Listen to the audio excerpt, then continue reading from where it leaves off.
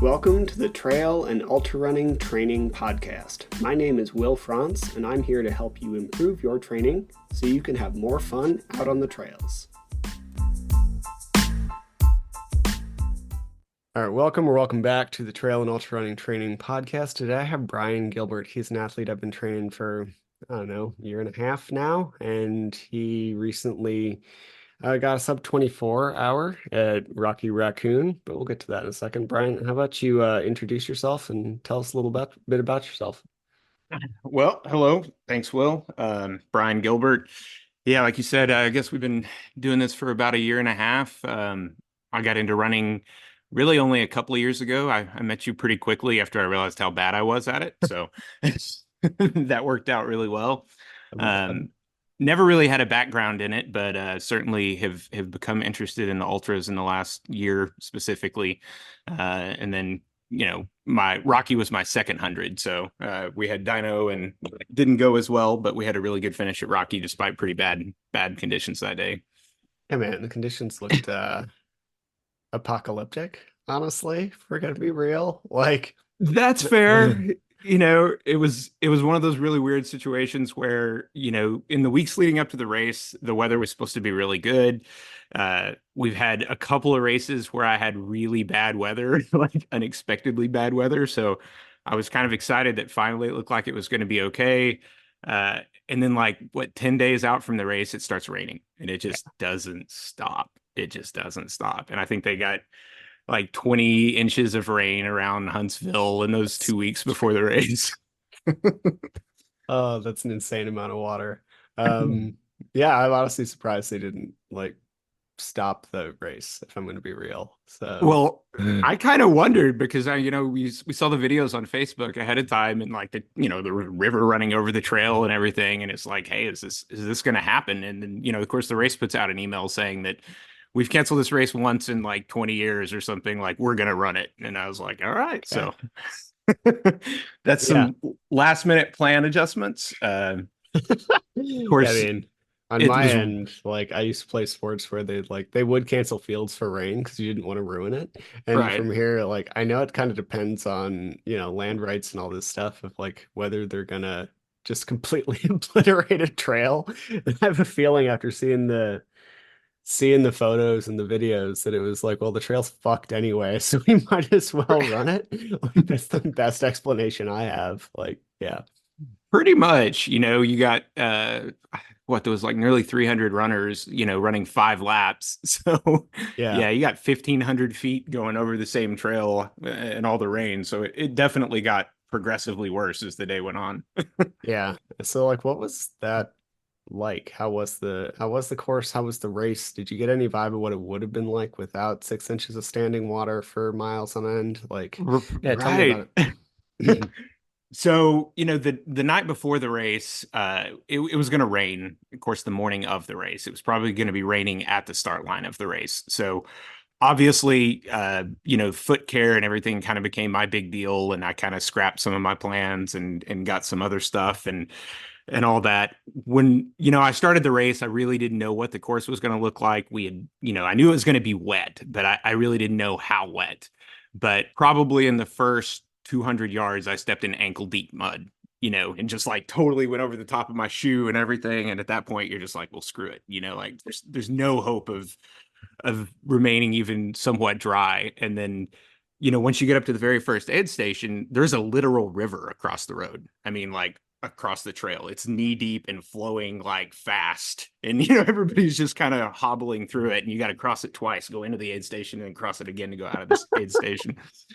And that was in the first 4 miles. So, at that point, you're completely soaked. Everything you own is wet. It's raining. It's just time to put up or shut up. Yeah. Um, I think the course would be it would be a really pretty place to run on a pretty day. Yeah. There's lots of trails and they have the boardwalks over the water and everything else. And I mean, it was well marked and well done. I think it would be a really fast course on a good day. Yeah, I mean, this course kind of speaks to that. I think Ian Sharman has the record at 12 hours and change or something. Oh I don't yeah. know, it's wild. And then past few years, it's been 14 and change for the finisher. And then this year it was 17. So just like, Yeah, that 3 hour premium on top. yeah, it doesn't speak to necessarily the best conditions. So you mentioned foot care. What did you do for some of this? And I realize to some degree it's like, what can you do? But Right. what did you do to at least like manage as best as you could? So, I mean, there was a bunch of things. First of all, I was wearing, the toe socks. I have really good luck with synthetic toe socks. I've been wearing them for a long time. So what we decided to do is get some of that like run goo. It's like this very thick white product. And I was basically completely coating my feet in that, then putting on my, toe socks and then my shoes and gaiters. And what was happening is there was so much sand, like really fine sand in the mud, that the sand was accumulating in my shoes really Sure. badly, and even like inside of my socks, getting through my socks. So every lap, I was just, coming back to the aid station. My wife was crew chiefing me. She had everything laid out, and I would take my socks off, rinse my feet with cold water and to get all the sand off, put more of the run goo on, put socks on, rinse my socks in cold water to get them wet ahead of time because my shoes are already wet and I don't want them to stick anywhere, and then just put them back on and go. Um, Actually worked way better than I thought it would. I mean, I ended up with a couple of blisters on my heels, but nothing catastrophic like I was afraid of. And of course, you kind of figure this out over the race. I'm telling you what I did by the end of the race. Yeah, that's fair. At the beginning of the race, you're kind of thinking about it, and I actually stopped twice in the middle of the course to dump sand out of my socks at different times. Like I had so much sand in my socks that my toes were backing out of my toe socks. Jesus, Just man. packed full of sand. That's insane. Like, I didn't realize it was quite that bad. And I know, like, for anybody thinking, like, yes, gators would be a good idea in a normal circumstance, but when the water is up to your knees, like, there's not a lot you're going to be able to do, right? Yeah, and I had gaiters. I mean, on Yeah. my shoes and everything else. But yeah, it's just coming up and over the sides and everything else. I will say that I think I could have done better with the gaiters. I'm gonna get some better ones. The ones that I had didn't stick to my shoes super well. I mean, that's a good note, right? So, like, just learn from what we can do. But yeah, I think to some degree, when the water's that high and the sand's that fine, it's basically just like Yeah. moisture. So you're gonna end up short of wearing like fishing waders. Like, I'm not sure what else you're gonna do. No, I think you're just gonna get wet and you're just gonna, it's just gonna be miserable. And I spent I spent a lot of time the night before the race, like mentally preparing for that. Like, you're gonna run with wet feet. You're gonna be wet all day long. It's just gonna suck. It's just part of what we're doing today. Like, get over it. And I think that helps me at least a lot, is just to know that I've thought it through. I know what I'm in for. Like let's not delude ourselves and think that I can keep my feet dry and blister free. Like, you're running 100 miles in the mud. It's gonna be tough. Yeah, man. And I mean, you looked like you had a little bit of trench foot at the end, but it did look a lot better than I expected it to from talking Yeah, midway through it, very honestly. no, not too bad, especially considering the time and everything else. I mean, I had planned to run this race sub 24 in dry conditions. So we kind of had a plan to come in really close to 24 hours, and with the water and everything else, I was pretty worried about it. So I'm pretty impressed with how they held up, honestly. Yeah, me too. So like what was the strategy then? I mean, I know what it was going into it, but how did you adapt your like race day strategy considering all the water and stuff? Well, one thing I think everybody deals with, and me and you have talked about lots, is you tend to go out fast, right? Everybody tends to go out fast. On this race, I decided that the first lap I was going to run it pretty fast, simply because it was going to be the only lap where the course wasn't torn up. So Fair. I knew that going in, like, yeah, I'm going to run the first lap fast. I figure I can make up some time and bank it. I finished the first lap at about an 11-minute mile, I think, the first 20 miles. So that lap was pretty fast, and the course was pretty good at that point. It was a little slick, but it wasn't like ankle deep slog through most of it. So really was just to make time while it was good. And then, after that first lap, I settled into a pretty flat pace until, the last lap, I think. Um, but just to maintain always, keeping my average pace up, shooting for a 14-minute average pace, and just working at the best that I can. Keep my stops really, really short, except for my stops at, the aid station with my wife. I had planned on, 2 or 3 minutes at each aid station, time to really check everything. But I made those stops really, really short, like 30, 45 seconds, just long enough to fill up a water bottle and go, so that I could save that time for back at the race hub where I could take my shoes off and rinse my feet and everything else and have a 5 or 6 minute stop. I think that's huge for these. I mean, touch a couple points there. Like one is the banking time thing, right? And I think that's super intelligent, especially in the circumstance here. And you and I've talked about this in the past on like hot races too, which we Yeah, can get to later. But it's like if you there's always this idea like you can't bank time. And to some degree that's true up to a point, right? And like right. probably for a marathon or maybe even a 50K, like you're not going to bank a ton of time. But if it's going to be a 40-degree temperature swing or when the course is completely ruined, then yeah, man, running that first couple hours faster can actually you can bank that because it's when the conditions are better. So that makes a ton of sense. And then if we're looking at the aid station thing, that's something I'm not great at. And you definitely do better than me. Like, what do you do to keep your aid station time so short? So, well, specifically for this race, I'm running with a bladder with water with just element in it for electrolytes, and then carrying handheld bottles of Tailwind. So my plan at the aid stations, really all I needed to do was fill up those Tailwind bottles. I was doing a complete swap of my hydration system at the race hub with my wife. So I was getting a new bladder. She was putting that in while I was messing with my shoes. So at the aid stations out on the course, all I end up doing is filling up a half-liter bottle. And, I would carry the Tailwind packets, the little individual packets that you can buy. And as I was approaching the aid station before I even got there, I would uncap, I would pour all the powder in the bottle and pack my trash and everything, and basically just run up to the aid station holding an empty bottle. And, somebody would get it and fill it, and I'd put the cap back on it and go right back out. And that was basically it. Um, towards the end of the race and at night, I would, run by the table and maybe grab some food, but it's kind of the same thing. I would always just grab 2 or 3 things and hold them in my hand and start down the trail and eat while you're moving type deal. Yeah, that makes a ton of sense. I think it's just like all that pre-prep and making it as easy as possible is really where that goes to. So, It makes a huge difference, on my first ultra that I did, when I would come into aid stations, we talked about it. Like I was horrible about just forgetting what I was supposed to be doing. Like, you just get in there and you're tired and you're overwhelmed. And yeah, I would run in and I might get some water, but I wouldn't, get any fuel, or I wouldn't mix my drinks, and I would be right back out. And so these last couple of races, I've tried to really organize everything ahead of time and, pack it in quart bags and number the system and everything else so that I kind of have an exact order that's easier to remember when you're brain dead, 50 miles in. yeah. And that's going to happen almost certainly 50 miles in. For So, sure. like, so that's Rocky. Where did you start in this whole running thing? Like, how did you get into this insane sport where you're trudging through mud for 23 hours? Well, it's kind of a long story, of course. I was military. Right out of high school, I joined the military back in 2003, and dealt with that through the Iraq War and everything else.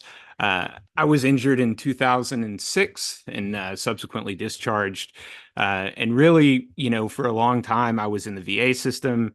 I was not in good health. I'd had multiple back surgeries and everything else. I was popping a lot of pills. I was overweight, really pretty unhealthy for a large portion of time after I left the military. Um, I think eventually I just kind of got to the point where I knew I was doing the wrong thing for me and for my health. Um, me and my wife got pregnant in 2020, and we had a daughter. We knew when my wife got pregnant that she had a congenital heart defect. It was very severe. So we went down to Houston, Texas, and we were down in Houston for all of COVID. Staying in the Ronald McDonald House, dealing with my daughter and her heart That's, condition and everything else, and it was a really bad time for my health. yeah. Um, I just sat around and ate junk food and worried and drank too much and basically every bad thing that you can do. And it was really a miracle that everything worked out that year. But my daughter ended up with a really good result, and kind of when we got home, it was one of those things where I had one of those aha moments, man. Let's just like, this is not going the way that I want it to. My life is not going the way that I want it to. And you've been told by the VA for many, many years that I'm so crippled that I can't do anything. That it was all kind of over for you. Yeah. So getting back into it was very difficult. I decided that I was going to lose some weight and get in shape, and I really didn't know how far that I could take that. It's ironic that when I sat down and figured out my plan to get in shape, the number one thing on the list was literally no running. Like, I hated running. I was terrible at running when I was in the military. I was terrible about it in high school. Like, running was Uh, never my thing. yeah, man, it But I could, sucks. Yeah. right, right. It's not fun. It's hard. I mean, yeah, I like it now, but I hated it forever. Yeah. But I could ruck, and so that's what I did. I got steel plates and put them in a backpack, and I live on a ranch out in rural West Texas, and I've got a lot of land, and I just started hiking, basically rucking with weight, and gradually getting into shape and losing some weight and everything else. And I sat down and had my very first run, I guess, in 2022 in April. It was the very first time that I ran since I got out of the military. And I just had gotten to the point with the rucking where it was difficult to get a workout in. I had gotten in better shape, everything else, and it was hard to find 2 hours to go out and ruck in the afternoon. So it was like, well, let's try a short run and see how that goes. And I ran 2 miles in like 20 minutes and nearly died. It was pretty awful. That's right. But it I get was the that. start of something, right? And it's funny how you can feel so terrible about something and know that it's not good, but still feel so accomplished. And that little 2 mile run felt Yeah. really good, even though it wasn't very impressive. And that was kind of the start of it. My sister was a runner in college, and I started talking to her, and I was really slow, and she was like, "Well, it's okay if you're really slow. You just run far." It doesn't matter how slow you are if you can run further than everybody else. And I was like, On hey, this point. this sounds like my kind of advice. Yeah. So she was the one who encouraged me to sign up for a marathon. She was like, hey, you're hard-headed as hell, and you can do this. It's just go out there and do it. And I wasn't sure if I could do it or not. I'd been running at that point for, about 4 months pretty regularly. And me and my wife were sitting there talking. We were sitting in the hot tub, and I was like, I'm going to go run a half marathon tomorrow. And if I can do that, then I'll sign up for the marathon. And Okay. so I went and ran like a 2.5 hour half the very next day and was like, okay, I can do this, and signed up for a marathon in November of 2022. So that Yeah. was kind of how all the running started, I guess. Um, but that marathon went very poorly. Oh my gosh, that went so poorly. I didn't know Uh, jack about how running. I far didn't know out were jack about you from trading. this when you ran a half in 2.5 hours? About 4 months. Okay. I mean, that's actually Yeah, so we could argue that that's not that's not unreasonable. terrible. Yeah, I've helped people do worse, so yeah, that's fair. Okay. Cool. but I had no training plan. I got on the internet and downloaded one of those like marathon training plans that shows you the progression and everything else, Yeah. but no fueling, no hydration, no electrolytes, no nothing. Like, I ran my first several training halves without any water or any nutrition at all. Like, nothing. I would just go out and run for 3 hours. And of course, you always feel like Sure. death at the end of it. Yeah. And I'm just like, well, I'm just not in good enough shape. I Um, actually remember my first conversation with you. I was at this old gym where I like just quit working, and it was like between clients. I was kind of pacing around, and you and I were chatting and kind of talking to me about how your marathon went, and how your training went. It was like, oh, dude, you just didn't eat enough. Like I'd yeah, love to work with you, but very clearly you just didn't eat enough. So like that's the biggest thing. Eat more food and things will go better. And then right, if you want to right, work right. together, great. But that's the big one. Yeah. That was probably the big one. Yeah. No, so after, I mean, I did finish the marathon. It was bad. It was like just short of 5 hours, I think. But I look like death at the finish line for sure, you know, and my wife is standing there looking at me and she's got this like squinty eye looking at me and she's like, no, like if you're gonna do this, you need to get some help. Like you're gonna kill yourself. I don't trust you. I I know we all like to, we don't necessarily, we always feel like death at the end of the marathon, but like I've seen photos of you after races, and until we like narrowed in your hydration, and we can get into this later in a minute, but like your hydration needs for a very long time were way too high to be reasonable, right? For Right. a bunch of reasons. And so like I've seen you finish and you tend to look like death, if we're going to be fair, as do many people. And I just when I met your met your wife, she was like, "Oh, you have no idea. You have no idea how he looked at the end of that first marathon. It was the worst shit I've ever seen." It's like, okay, that puts that into perspective as to why this was a conversation. All right, I Yes. get it. Yeah. Yeah, fair. It was definitely a conversation. And yeah, that's you know, that's how I met you. So and after that, man, it was all ultras. You know, I was about to turn 40 and I was like, I'm gonna run, you know, I'm gonna run some ultras on my 40th birthday or my 40th year. And you know, we started with the Zion 50K and I had always kind of had it in the back of my head, you know, when I first started training for the marathon and you start reading about running, you hear about ultras, you know, and you hear about Western States and all these big races and you start reading about it. And of course, at the time, I'm like, this is insane. Like, I remember very distinctly thinking, how? Like, how does this work? Like, do you take naps? Like, do you, like, what is this? Like, how do you run Fair. 100 miles? Like, logistically, it just didn't seem like a possible thing. You know, it's just so out there. Um, but I knew that I wanted to see how far I could go. You know, that was the big deal is like, uh, I was getting into shape. My body was feeling better. A lot of the pain and problems that I had had, the health problems were all improving. And it was just like this desire to see how far I could push it, you know, and yeah, we went from 50K to 100 miles in that 1 year, you know, we did 4 races in over like 9 months, I think. Yeah, it sounds right. And I mean, to be fair, it was a little aggressive is a word for it, but also like you it it was a big part of your life, right? And this is one of the things I tell people with stuff like you have a big background of athleticism, even though it wasn't very recent. Right? Like you were in the military, you Yeah, know how to like suffer. right. That is so That I much do of know how this to do. sport. It is just like, are you willing to suffer long enough to get across the finish line? Um, which was never it has never been a concern with you. Um, and I think that's one of the big things when it comes to scaling that quickly. Like one, it is going to kind of take over your life a little bit. Like it's going to be a ton of training. For And sure. then two, like if you're willing to just, be very uncomfortable for long periods of time, you tend to be able to do stuff fairly well. And like one of the things that we talked about early were some of those injuries that you got back in like 2006. So the suffering was pretty clear. Like Right. what were some of those and like how did you come back from them and like how much did they throw you off and all that stuff? Oh man, yeah, there was a lot.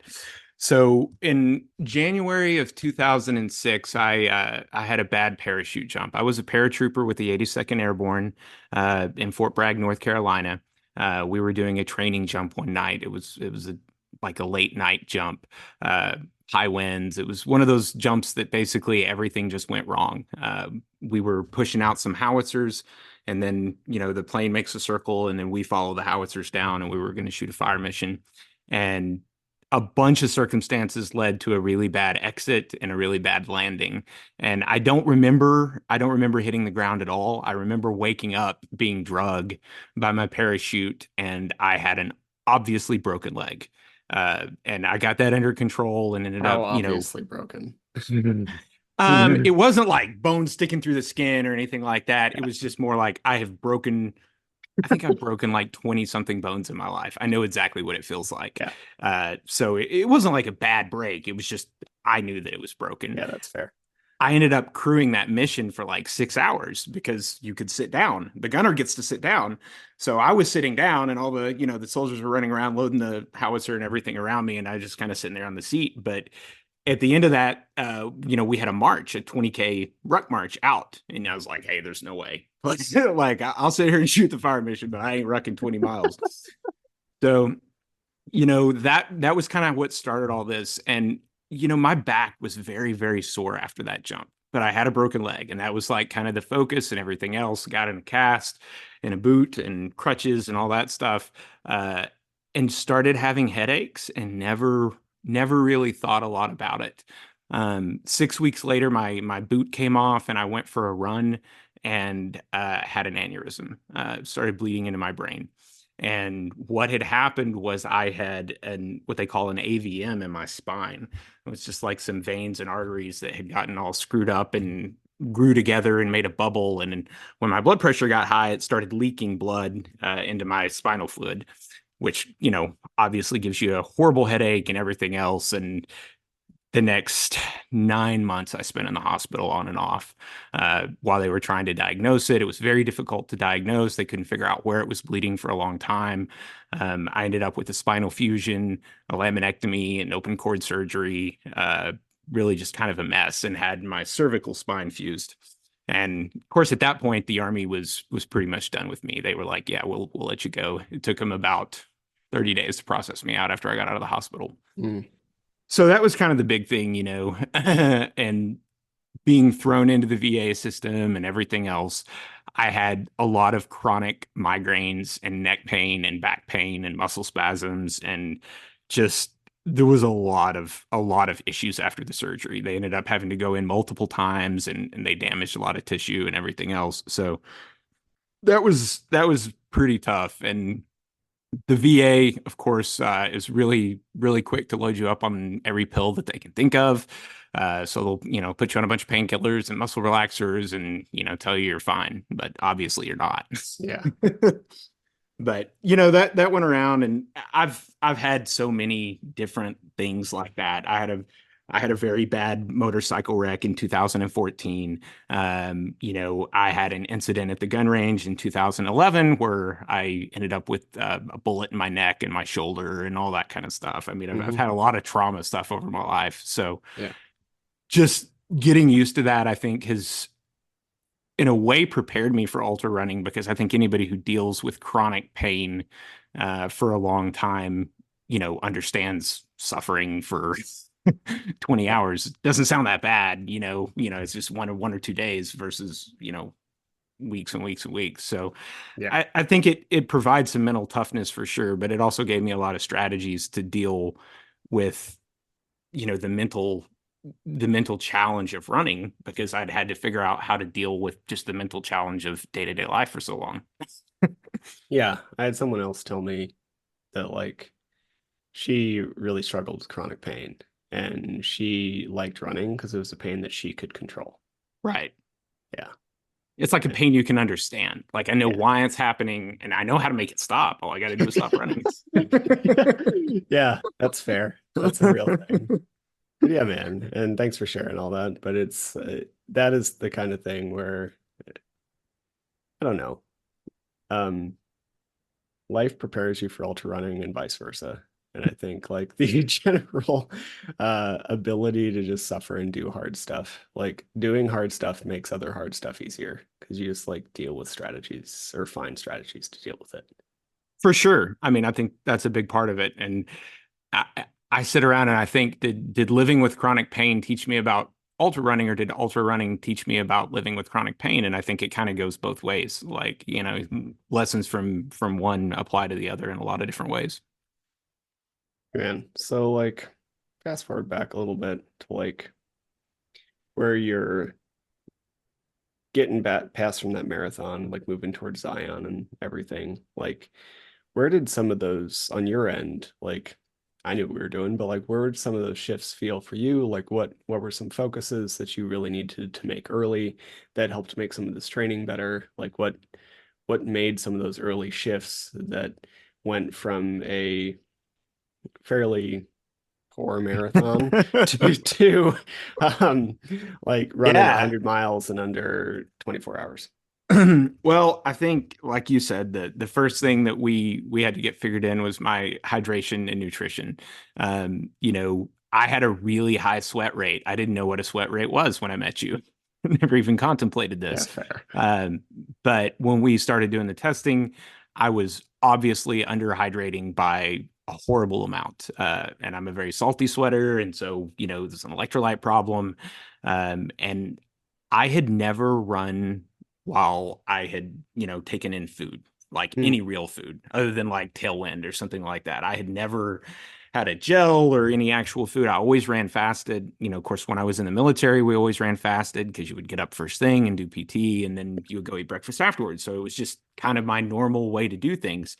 And, fasted 45-minute run is just fine. yeah, Fasted 3.5 hour run is not fine. yeah. So That's yeah, that goes. Yeah.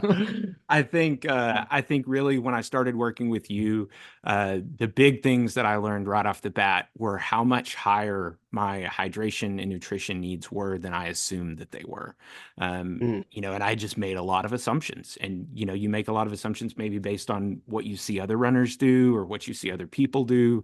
And really taking the time to do the testing that me and you did and sit down and figure all that stuff out, I think really took me it helped me a whole lot. I think my fitness was better than I thought it was when I ran the marathon. That it was, yeah. the result was so poor because of my hydration and nutrition. And just fixing that showed me that I was in better shape than I thought I was. I just needed to take care of myself while I was running.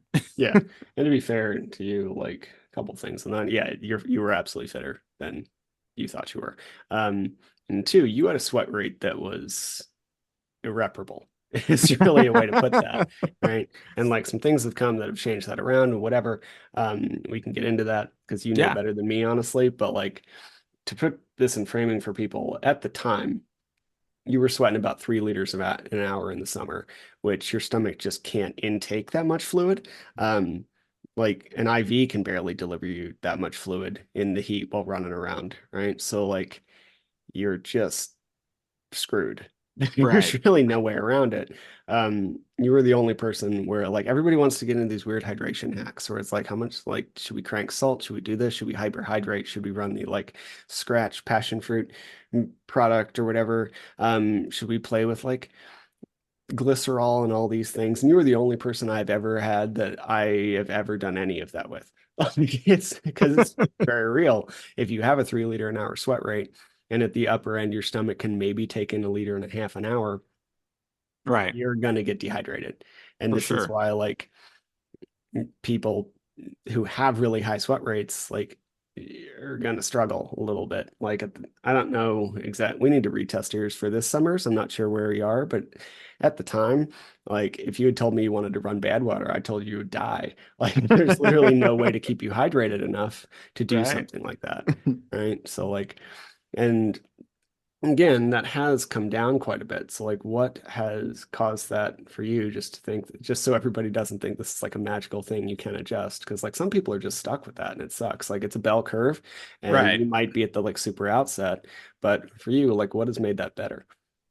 Well, I mean, we had a lot of strategies that we tried that helped a lot. I think the preloading where I would get up and drink a whole lot of salt water, like elements that were really highly concentrated, before an hour and a half or so before my runs and stuff like that. All those things helped, but they didn't change the sweat rate.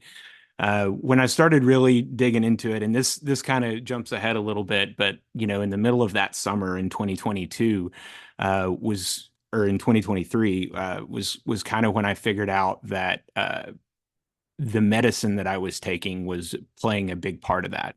I had scaled back a lot on all the crap that the VA was pushing towards me, but I was still taking, some pain medication and some muscle relaxers and stuff like that on occasion. And regularly in the evenings. And I think that definitely contributed to my higher sweat rate. Once I started dialing that stuff back, and we talked about it, and I made a big effort to just totally get off all that stuff, and I did that summer. And we saw my sweat rate change quite a bit, just from getting off the medication. And I think that was a big part of it.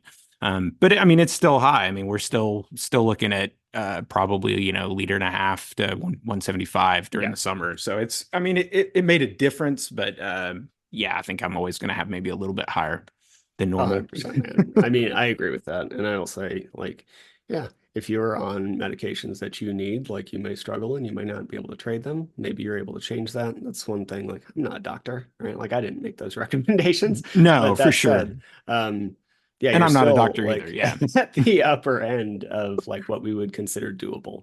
So yeah, I do expect there'll be some difficulties this year as we go into some mountain races, but it's at least like reasonable in some way. Yeah, I think, just understanding it in, like Paris. Paris, where I ran 100K in Paris, Texas, and I think the heat index was like 106 that day. It wasn't Um, great. yeah, it wasn't great. And, It also at was that, supposed to be better, and then it wasn't, which was real yeah, shit. Yeah. it was supposed to be a lot better. But that was a good example because that at that point I was off all the medication and everything else. But still had about a 2 liter an hour sweat rate going into that race. That 108 degree, it was instructive because I did hit that point where I couldn't hold any more water. I was taking in the water and it was just, sloshing in your stomach and everything else. And you had to really get creative about giving your body some time and everything else to get all that liquid in. And it was definitely a challenge. Yeah, for sure, man. And you and I were also running some, I said like we ran some of these things like glycerol, right? Which Yes. like is super durable, but like there's not an exact prescription for it. Like there's a starting point, which is where we Hmm. went, but like you gotta be willing to experiment when you're kind of out off the edge of a bell curve somewhere. Like it's like Yeah. here, try this, and then let's see what happens. And then it goes badly, and then And then you try something you else. make a minor tweak to it and try it again. Right. When you are playing with things like that, like it fucks up your digestive tract, if we're gonna be honest. So like Oh you got to yeah. be ready to like have some like find a bathroom break on your run and mess with glycerol because at some point it's going to probably run through you and you Yep. got to be willing to like you got to be willing to have a couple rough weeks in order to like have a good couple months. Yeah, you gotta go through the trouble to figure out what works. And it definitely, it was a little rough on my stomach, but not terrible. Mhm. Anytime you do something like that, it feels really weird to mix up a bunch of chemicals in a shaker and drink it, and it tastes really weird and everything Yeah. else. But it was definitely something that helped, I think, Yeah. beneficial. And regardless, I mean, I think it's still a tool in the toolkit for this summer if we have a hot race or something Yeah. like that. I mean, uh, it is amazing to me how quickly our bodies can figure things out if we'll give it a chance. The first time I drank that stuff, I was immediately sick. And, you know, Fair. we diluted a little bit and I tried it again and I was okay, but I was still a little sick. And, over the next couple of weeks, we got to the point where I could just get up in the morning and slam a liter of it and go run and be fine. I think you can work that stuff in. You just got to be willing to suffer a little bit along the way. Yeah, for sure. I think it's just like what the trade-off is. But I mean, substances like that are, I mean, they work. It was banned by WADA for a reason for why for a while. It's not anymore, but like we know it works for that. It was banned because it they thought it helped obfuscate like testing for testosterone. That's why. Because Ah, it like it ah. dilutes your pee so much that like that's why. Mm. But it absolutely messes you with your hydration or it wouldn't have been on that list. But that said, like it can help if you need it. And I wouldn't recommend it to most people though, because it's a giant pain in the ass that you probably don't need. You probably just need to drink the right amount of fluid. Yeah, yeah. So on the like subject of the difficulties that come along, like you also did not have the smoothest year when it came to training. Um, Yeah, we had the some training things. yeah, so like cellulitis and rattlesnakes were both pretty good ones on there. Yeah. Yeah. How did those come up? So I got a bout of cellulitis after Paris. So the Paris, Texas 100K, that was that very hot race. It's a road race. I don't know why we decided to do a road race, but I did. Um, and it was ridiculously hot that day, obviously. When I got done from the race, I really felt okay. That next morning I woke up and like my whole right leg was like swollen, like completely like not healthy looking swollen. And by that afternoon, I was in so much pain that we decided to go to the ER Yeah. there in Paris. We hadn't even left. And I'm going to And insert anything for coaches here. You sent me a photo in the morning, like what's going on? And I was like, you should go to a doctor because this is, it, I have no guesses. And this is probably out of my scope. So you should go to the doctor. I swear that was. Yeah. right. Well, we were kind of afraid it was like some kind of a blood clot thing because the Oh yeah, I veins was in worried my you had an legs edema. were, I was worried you had yeah, what was that? An embolism. Because yeah, an the embolism or pain you were something. talking about too, and this is knowing you, where you're like, this hurts as bad as anything I felt in a while. I was like, you should definitely go to a doctor. I think you're gonna have a heart attack. Right. So I went to the ER and walked in there and, told them that I had run the race. And, of course, you always get those looks in the hospital like, you did what? Like, okay. And this doctor comes in and takes one look at it and he's like, you've got cellulitis. And I was like, are you sure? Because I just ran a really long race and everything else. And like, I don't think I have an infection. Like, I think I injured this. And he was like, nope, you've got cellulitis. And, they did some testing. They did an ultrasound to check for blood clots and everything. And it was all fine and put me on a crap ton of antibiotics.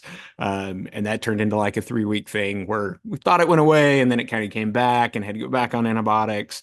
It was extremely painful and really swollen, but I mean, not debilitating in the long term, just kind of a bad luck thing. Yeah, Um, we decided later, I live on a ranch. We have animals and everything else around, and it's not inconceivable that somebody who's walking around with blisters on their feet all the time in a ranch can get, an infection in their foot. It makes total sense. So obviously we've been much more careful since then. it happens, man. And I will say, like, I know people have gotten into the gym from like a dirty sauna, right? Yeah. Like it sucks. I'm not, but it's a real thing. Like these things happen. They just Right. unfortunately always happen at the worst possible time. But they Right, tend to right. happen. Yeah, for sure. And then, then right before dinosaur, we had the rattlesnake. So that was what, 11 days out from my first 100-mile race. I worked that day and I came home from work. It was like 4 p.m. and I was going to get like a short, 4 or 5 mile run in, threw on my shoes as soon as I got home, went out running, and like seriously, a third of a mile from the house, I'm running up a little hill and I feel something and I look down mid stride and there is a freaking rattlesnake attached to the side of my shoe, like while I'm running. And I'm like, oh shit, try to kick it off and run over there and look. And it's like this 13-inch, like really short baby diamondback rattlesnake, Western diamondback rattlesnake. And I was just like, crap. And I killed the snake and was just initially I just started running again. I killed the snake and I started running, and then I got to thinking about it, and I was like, did that get me? Like it didn't hurt, but his mouth was all the way on the side of my foot, and I literally picked him up, and I was like, I don't know. And I called my wife on my cell phone and was like, babe, I think I might have gotten hit by a rattlesnake. I'm just going to run back to the house and let's look at my shoe or look at my foot and see what it looks like. And of course, the wife was like, Jacqueline is just in full blown panic. She's like, get back here right now. Like, do I need to come get you? And I'm like, no, I'm only a mile from the house. And I finished the loop and came back to the house and took my shoe off. And, of course, as soon as you take your shoe off, I see the two holes. Like there's two little holes in the side of my foot. And I'm just like, crap. 11 days before my first 100-miler, like 5 o'clock in the evening, my daughter and my wife are there. And of course, my wife freaks out. She calls the hospital and they're like, well, we really can't get an ambulance to you. Can you drive to Crosbyton? We live very remotely. So we drove about 45 minutes to Crosbyton, Texas, and just pulled up in a parking lot. And I got out of my truck and got into the ambulance and they took me to the hospital in Lubbock. So long story short, ended up being very, very lucky. The bite didn't penetrate. I didn't get venom underneath my skin. So like all the venom from the snake was injected in between my shoe and my foot. And, the fangs broke the skin, but didn't actually inject anything. So like I had that venom sitting on the top of my skin. So it kind of made like this big rash on the top of my foot. That it had everybody kind of worried and all that, but there was nothing injected. And honestly, I really just sat in the ER overnight and looked at it and was okay. And 2 days later it was back to running, and we ran Dinosaur, my 100 miler, I guess 11 days after that, and we're able to finish the race. So I mean, ended up with a pretty good result. Like, man, you just have the best worst luck is really where I am with you half the time. It's just I can't growing up in the Southwest, like this is one of those things where I've never heard of this happening to anybody, where they actually like they you get bites. You get bites from snakes that are not envenomated, right? So like Right, they don't actually inject you. I've never heard like that doesn't one, it almost never happens with baby snakes. They almost always through the venom because they're too small. right. And two, to have your shoe basically be like perfectly thick enough to where it didn't get to your bloodstream is insane. So yeah, I mean, you sent me a photo of like two holes on your foot and a snake, and I was like, please tell me this isn't what I'm looking at. Like I just first thought I, in my head was just like, you're you're so far away from a hospital. Like, are you alive? Like, very seriously, I'm very concerned for your well-being. And you're like, yeah, we're on the way. I was like, oh God, Jesus Christ, that's gonna be a time. Because yeah, yeah. man, uh, it's one of those things you're very aware of here, growing up and surrounded by snakes. Like, For sure. Yeah. yeah. I mean, we kill a bunch of them on the ranch every year, but Sure. When you have dogs it's around, there's things like it's a thing. I hear oh you. yeah. Yeah. I get chickens and animals and everything else. And yeah, the snakes hang around. But it's part of living out here. It's never happened to me either. I've never been bit or never even had a close call. And normally when I'm working out in the pasture in the summer, we wear snake boots out there. But this was November. Yeah. Like I wasn't even thinking about snakes, Yeah. and it was cold. Like I don't even know why this guy was out. So, but it was some bad luck involved, and that's kind of thing happens. Hell, I got sprayed by that crop duster that Oh, I summer too. forgot that. That So, was dumb. I was like, yeah, yeah. what? I was Uh, out running. I was doing a road run. And I was probably 4 or 5 miles from the house, and a crop duster spraying, for the mesquite trees didn't see me and like totally just flew right over me and sprayed me with diesel and pesticide. It was really nice. yeah, super nice. Would be nice for anybody. And then you have a pretty decent dose of asthma, so that, I'm sure that Yeah, was really great for you. yeah, that's been fun. Man. So you're killing it, very honestly. Like, especially with your background and all the things. Um, what's coming up this year? And like, what are we looking at? And what are the big races you want to do? And what's in the future? Like, what's on the docket? Right. Well, I think I've gotten my first 200 milers under my belt. I think after running an ultra at kind of all the traditional distances up to 100 mile, I think I'm definitely more interested in running 100 milers. I think I'm going to be more competitive in that distance and everything else. So for this year, we're looking to get into a big mountain race. We're running the I'm Tough 100 in Idaho in September. So that'll be Mhm. the big race. And then, probably do some more local Texas races. I have a 50 miler that I'm going to run here in May, the Chupacabra, coming up. And then, just kind of see what else comes up throughout the year. Yeah, man, that makes sense. So like, if we're looking at I Am Tough, I think that has like 22,000 feet of Yes, elevation yeah. across 100 miles. Texas is very flat, or at least your area of Texas is very flat. Very flat. Um, what are your thoughts on making some elevation happen? Yeah, I'm kind of lucky where I'm at. We do have some good places on the ranch where I can run hills. But unfortunately, yeah, you're just running kind of the same hill over and over and over again, which gets really old.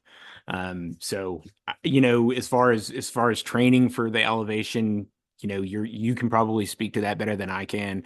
I think we're looking at a lot of high incline treadmill work and things Yep. like that. Yeah, a lot of heat acclimation type training, and with I'm not going to be able to go and train regularly in the mountains, obviously. So, my plan is just to keep my fitness as absolutely high as I can, and kind of use that with the time and do what we can do. All you can do, man. And I think Yeah. that's kind of the point of asking. Like, it's just not, you got to work with what you have. Right. And if you want to run big mountain races and you're not near mountains and you still want to like get the elevation work in, then we either get to be on a treadmill or find a stair stepper or something. But Right. it's what it is. And it doesn't need to be every time, but yeah, it's going to show up for sure. Oh yeah. But I'm excited. I think it'll be really fun to get out and see, some pretty country and do some of these big races. I've always loved the Midwest, and having a chance to go out there and run is just amazing. You know, it is it is so amazing to me that I have the opportunity to do this from where I was just a few years ago. And it's really amazing at what's possible. And I'm very thankful for having the opportunity. I mean, and shit, well, I'm very thankful for you. I mean, you've certainly helped me out in multiple ways. Thanks, man. I appreciate that. Um, well, cool, man. I think that's about all I have. Where I know you have like Instagram things that I'm really not the best at. Like, where can people Yeah, find yeah, you, yeah. follow you, etc., all that stuff? Instagram is at bg.rnnr. I post all my running stuff on there. Actually working on a web page and stuff like that right now that we'll have up soon. But I'll post all that stuff on the Instagram. So Cool. definitely give me a follow if you're interested, and feel free to reach out. Anything else you want to share before we head out? No, man, I think we're good. I appreciate it, Will. Awesome. Well, let's stop, hang out for a sec, and thank you everybody for listening. We'll be back soon with another one. Thank you for listening to the Trail and Ultra Running Training Podcast. Honestly, I'm still surprised and honored that anybody wants to hear what I have to say, so thank you. To be clear, not a doctor, nor a registered dietitian, or any other kind of medical professional. I'm a personal trainer, a nutrition coach, and a running coach, and I have a passion for training trail runners. You should always speak with a qualified medical professional before making any changes to your training or nutrition program.